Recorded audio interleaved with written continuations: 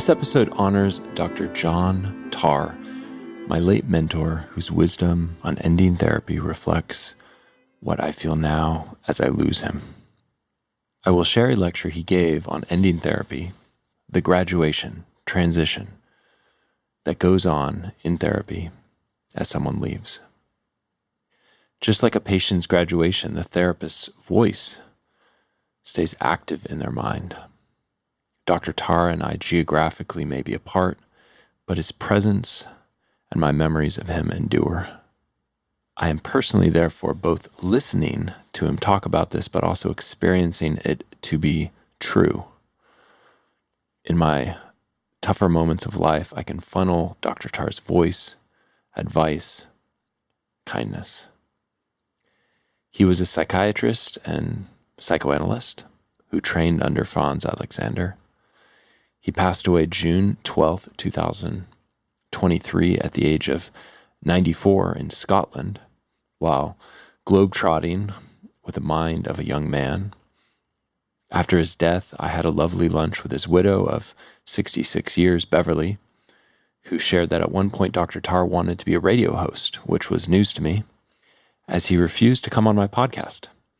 I believe he was subjugating his earlier life desires to be exhibitionistic for his desires to be supportive of cultivating my aspirations and professional identity. He was still seeing clients and mentoring residents at the time of his death. He was a citizen of the world, born in South Africa, boarding school in India, trips to Venice for opera and connecting with glassblowers. He had ongoing relationships with bookbinders in England, worldwide orchestral musicians, and frequent visits to France and a recent one to China with his wife. He was my teacher from July 2011 to June 2014. Subsequently, we co-taught psychotherapy classes together from July 2014 to May 2023. This was around 2 to 5 hours per week, and a great highlight of my week, I might add. His mind was as sharp as ever when he passed. He was an obsessive, lifelong learner, thoughtful, encouraging, not prone to self-aggrandizement. Through his generativity, encouragement, and wisdom, he was, to me, a later life father figure. In this clip, he talks about how we internalize our mentors, loved ones, and therapists into us and can access them at a future time. I remember as a new resident at Loma Linda University, I had no exposure to psychotherapy. And Dr. Tarr really was that early exposure in his class on Therapeutic Alliance. I remember hearing his words and thinking to myself, what is he talking about? What is this? What are all these words? His language was so complex. His words were a symphony of empathic immersion into the hardships we face, reducing shame, creating space for connection, and opening of the mind. It is hard to describe something which we have no framework to understand. And I hope over the course of listening to this podcast, you will have a framework. That was something that I wanted to pass on. I'm still trying to understand what it means to do deep psychotherapy, depth work, the type of psychotherapy that stirs up every kind of transference and countertransference. Back then, I was more curious, trying to understand, trying to translate things into something I could grasp. And so I hung on his every word, wrote copious notes, and you are now the beneficiary throughout this podcast of many of those lessons. Several months before his passing, he sent me an email detailing that he would leave me a prized book, Marcus Aurelius' Meditations. He wrote, "This is yours on my demise. There are colored inserts in addition to gilding, bound by Sangorski and Sutcliffe, one of the most famous firm of binders in the world. They bound the jeweled Omen Krishman, commissioned by Widener. Harvard College Library is named for him and unfortunately sunk in the Titanic." I wrote back, "It will be a treasure to remember you. I gave a book to a patient, wrote a note. It was our last visit before I left to Florida. They restarted with me later. Last week, she told me every time she misses me, she reads a bit. I'm sure it will be the same for us. I can hear Dr. Tarr's warmth, love, kindness in my mind. He will go with me. His last 2 words, 2 days before he passed, were, I love and respect you. I wrote back to him in an email after our conversation. Dr. Tarr, thank you for sharing your words. I am sorry. I was a bit speechless. My words are that I have had several father figures in my life, and you are one of them. Your mentorship has allowed me to succeed in my career, but more, your mentorship and fathership has given me a gift of love and support and enthusiasm that was not there from others. I have tears in my eyes. I know the way we see God is different, but I believe you have the fruit of the Spirit, love, being the main one. Please know that I'm praying for you and will hope for your full recovery and to see you in July. The world without him feels a bit more lonely. But even as I say that, he still exists inside me, inside anyone who was his patient student, anyone who allowed his empathic wisdom to permeate their being. In a large part, this podcast is a way to carry Dr. Tarr's spirit, erudite wisdom, and prolific empathic teaching forward. Now, let's listen to Dr. Tarr himself as he discusses endings, how they become transitions, and how his voice and the voice of our mentors truly stay with us. Goodbye is one of the most visceral things that anybody can have. And it's experienced idiosyncratically by people in a lot of different ways. There are different separation types. The ideal one is mutually agreed on. That almost never happens. It's almost always unilateral. Even in psychoanalysis, where somebody's been coming for 3 or 4 years, 3 and 4 times a week, it's very seldom mutually concurred in. It's usually triggered by one person or the other. The mutually concurred in is the easiest to handle. The one that's thrust on the patient by a rotation is the hardest. They can understand somebody dying. They can understand not going away. There's a huge feeling of abandonment, which I want to talk about. I don't like the word, as I said, termination. It has to do with pregnancy. I use the word transition, although sometimes I slip back into it. One is transitioning to another therapist or into therapy, which is a continuation of the talking therapy that goes on inside the person. What are the emotions that get stirred up in transitioning? 75% of patients have extreme sadness, mourning, feelings of loss. 50% have rage, anger, hostility. 54% of patients have a recurrence of their old symptoms, and about a third of patients develop new symptoms, all around the issue of parting. It's a very, very potent kind of process. Why does it become so complicated for people? For one thing, esteem and abandonment issues almost inevitably get triggered. Do you know the Cole Porter lyric, "Every time we say goodbye, I die a little"? Every time we say goodbye, I die a little. Non-consciously, partings are portrayed as death. And finitude and death are the most potent emotions one can feel. But we experience much more than that. The rest of the lyric is, it was a very popular song at one point, in the age of the dinosaurs, perhaps, before you were born. Every time we say goodbye, I die a little. Every time we say goodbye, I wonder why a little. Why the gods above me, who must be in the know, think so little of me, they allow you to go. What is thinking so little of? That means if they thought more of me, if I had more esteem, this parting wouldn't be happening. So esteem in Cole Porter's lyrics gets portrayed in that way. It also alludes to something else that goes on non-consciously, which is that I ought to be loved forever. And that's why the God business gets triggered in there too. The gods are involved in triggering separations which they shouldn't be. What's the opposite of feeling I have no esteem, I'm being rejected, I'm being abandoned, which almost all patients feel, as a matter of fact? There's another lyric by Sobieski.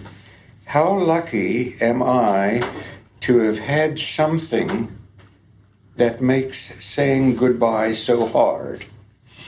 That's a different meaning attribution, isn't it? I've been so lucky to have something, and it was so good that it makes saying goodbye so hard. It's a different kind of connotation. It's very hard to do that. Some patients can, as a matter of fact, particularly if they can feel that what has gone on is permanent. And it is permanent, as a matter of fact, in many ways. Because many patients, if in the termination transition phase of therapy, learn about how the permanence of a voice inside them that they can carry with them the rest of their lives, which is the dialogue that has gone on between you, that cannot be taken away. The insights cannot be taken away, that they can be applied to daily situations. Okay, so what are we renouncing? Does any of this sound like it's, have you separated from a patient or had a separation? Does any of this feel like it's fitting what I'm saying?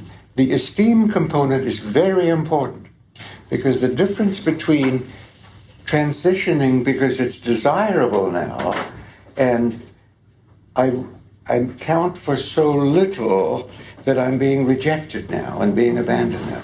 And that's a very frequent meaning connotation that gets attacked. Okay, so we're relinquishing when we transition the patient. We're giving up protection and guidance. Is that one of the things that's being given up? We're also giving up a relationship and planning for that and preparing for it and processing it. Okay, it stirs up giving up protection, but it stirs up abandonment threats which are profound. Or is one abandoning somebody, or is one coming to the conclusion of a part effort, that effort being the enhancement of life and the transformation into better living patterns that one is hoping for will take place in a continuing way and in an even more potent way after the therapy is stopped. I have conviction that development can continue without the therapist when the therapist is stopped. That makes it easier for me to transition with patients. And if the patients believe that, that makes it easier for them too. It takes some convincing sometimes to do that. In part, it's a renunciation. And having learned what in life has to be renounced and what cannot be avoided renouncing is one of the steps toward maturity. So learning about renunciation techniques can be focused on in the end of therapy. The other thing that can make it very potent toward the end is that when one knows that there's a specific date. Now, there's an incubation period between telling a person that therapy will stop at a particular time and from then on to the end of therapy. That's a little bit at odds with our conviction and every writer's conviction about it, that if a resident is starting with a patient, or anybody starting with a patient where there is going to be a fixed outcome, the resident will be turning on, the patient and the therapist should know that from day one in the first session. This therapy is going to last until June so-and-so. And that helps keep away from the process of becoming a permanent patient. It also helps facilitate intense focus on the here and now and urgency about change, because there's a fixed known. And therapy in which a fixed date is set up in advance on numerous studies has been found to be more potent than one that's open-ended.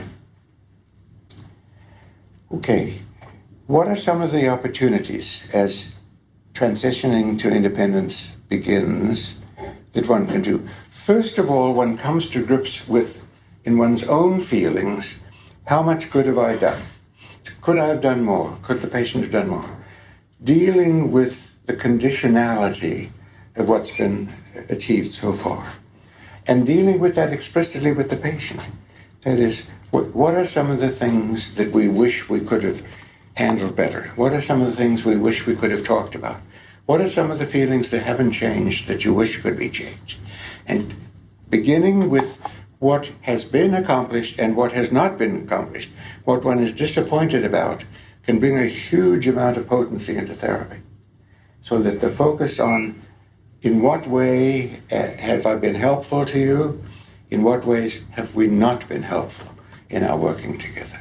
What are the times when mistrust has intruded?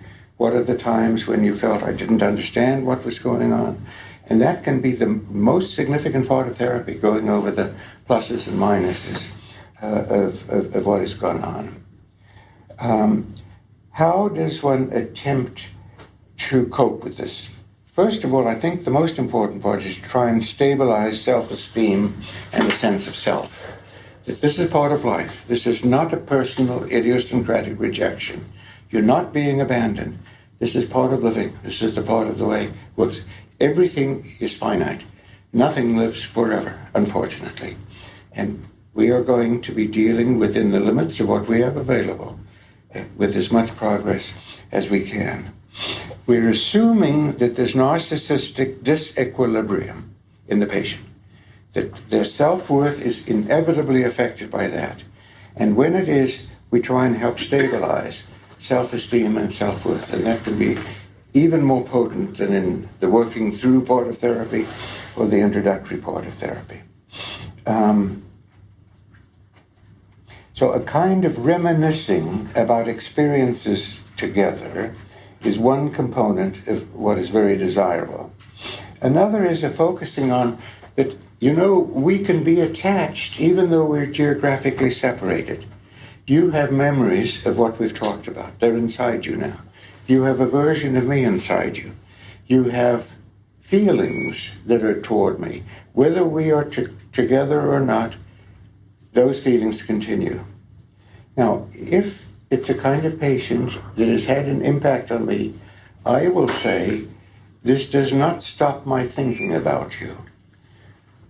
When I'm reminded of, and I'll pick up a conflict that the patient has had, when I'm reminded of a situation in which you have been rejected in the past and felt so terrible about it, and I encounter a rejecting situation, that will probably trigger in me memories of what we've been talking about. So you will be in my mind, and I will be in your mind. And my voice and the things we've said together, and your voice and the things that you said to me, are part of your sense of self now. And that can continue, short of Alzheimer's, indefinitely. And patients find that helpful, as a matter of fact, and to put it in a kind of an explicit, being attached though we're apart, that our attachment memories and our attachment representations and your version of me and my version of you are now part of our inner lives, and that they're there forever. We go a little bit away from as we think together and as we've been working together, and as you and I have been doing this, a little more into as you do this and as I do this, and change our language of togetherness and we-ness a little bit into the as you learn to do this and as I think about you, and stop using the we quite as much in the collective and diminish that. There's a debate about, because you don't face this because very few patients that you see more than once a week. In psychotherapeutic circles elsewhere where there are options, there's a huge debate about whether you wind down. If I'm seeing somebody 3 times a week, do I go to twice a week and once a week and taper off, or do I do it abruptly? I'm not for the tapering business. I'm for working as hard as possible the number of sessions, but there are other points of view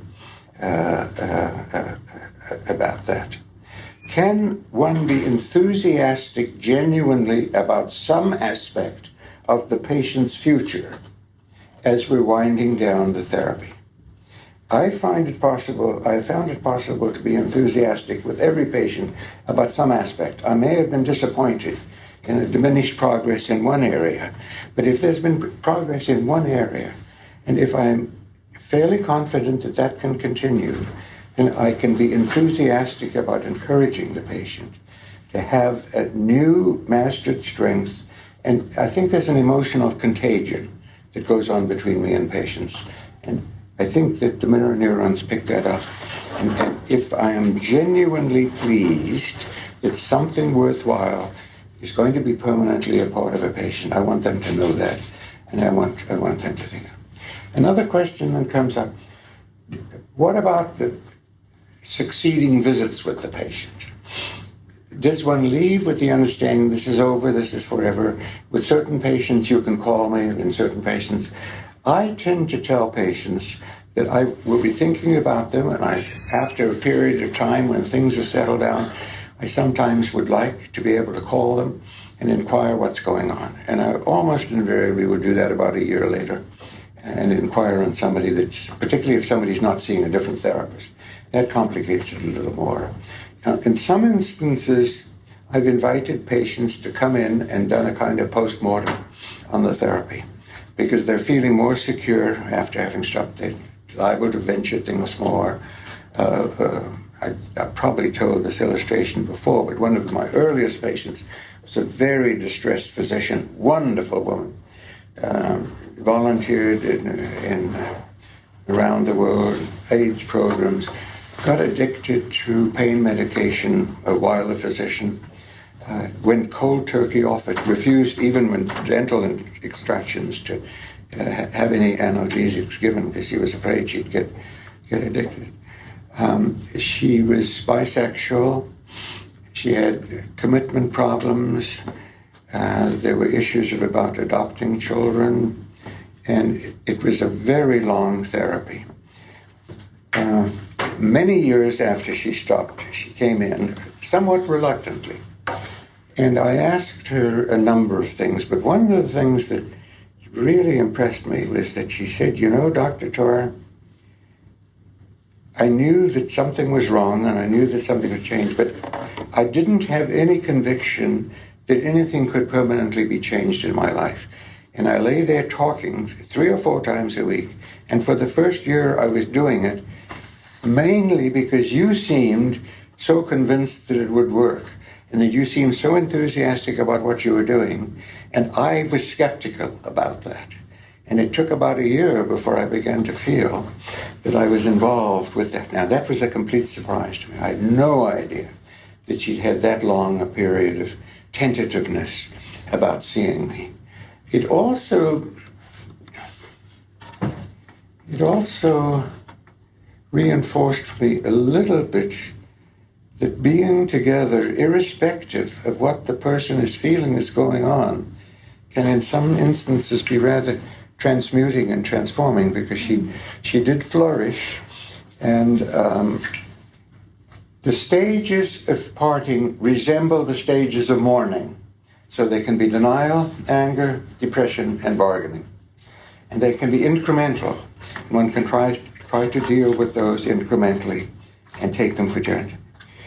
What I want to say is, because breaking up with the therapist, or because leaving the therapist is a parting, it's going to be very significantly affected by the outcome of multiple past parting experiences, particularly if there were profound losses in early childhood, particularly if there was an abandonment by a spouse at some point.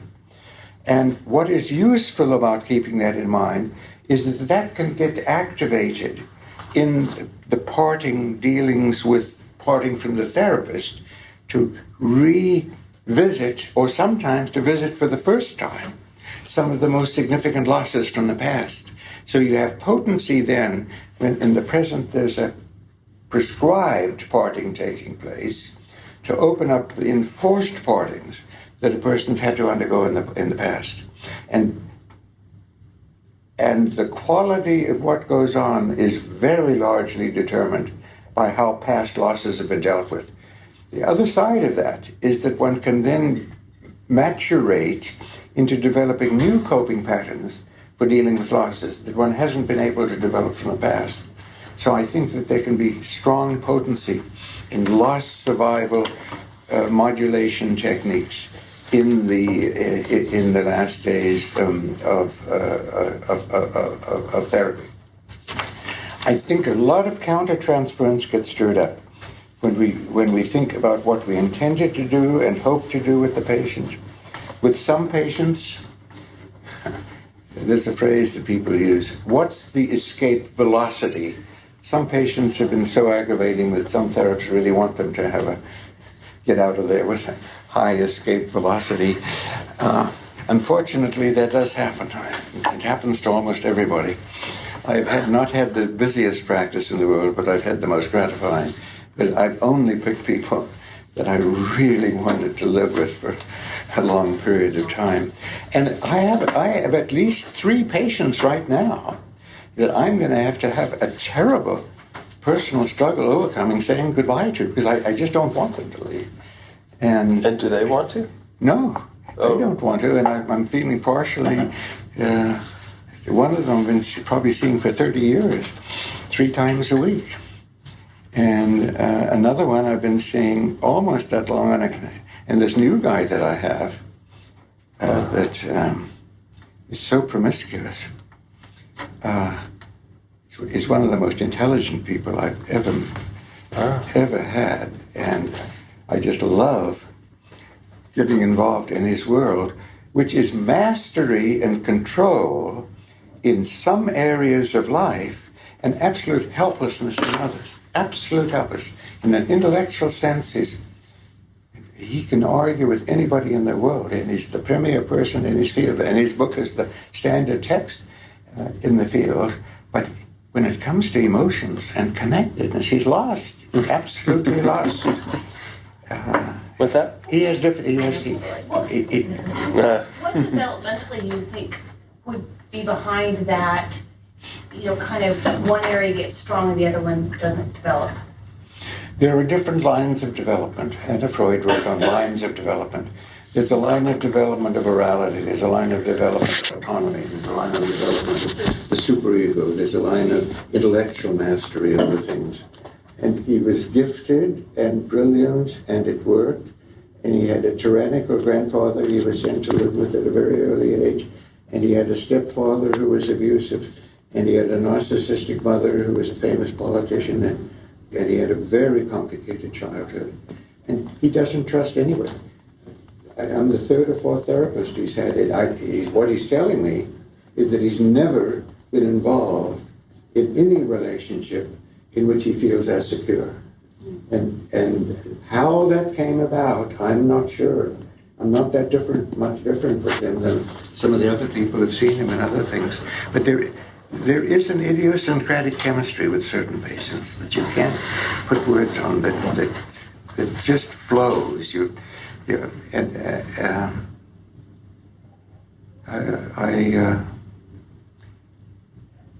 answer to your question, there are independent lines of development and maturation which are not concurrent with each other and can be paralyzed in some areas and have what we used to call fixations in development. Mm-hmm. There are other people who've gone beyond that, and then they will regress and go back to the point of fixation. There's some people who've never gone beyond it. It's just an actual fixation, so it's not a regression. Okay, so just in the last couple of minutes, earlier losses dominate. Whether termination occurs at favorable or difficult times in the person's life is a big factor. If somebody's just gotten promoted versus somebody who hasn't gotten promoted, stopping therapy is going to become a very different situation depending on that. The Reactions to termination will be significantly influenced by the level of the patient's earlier capacity to achieve mastery over the separation individuation crisis. I mean, that's the bottom line. They're going to be influenced by the here and now, but also some significantly from the past. Okay. What are some of the coping strategies that get used? Avoiding emotions, idealizing the therapist or the patient, a negative transference, pain and grief exaggerated. Some patients deny that it's really stopping. It's going to be going on forever. There's self-blame. If I'd been a better patient, if I'd been more interested, he would want to continue with me. Rage for what gets perceived as abandonment or object loss. Devaluation of the therapist, very frequent.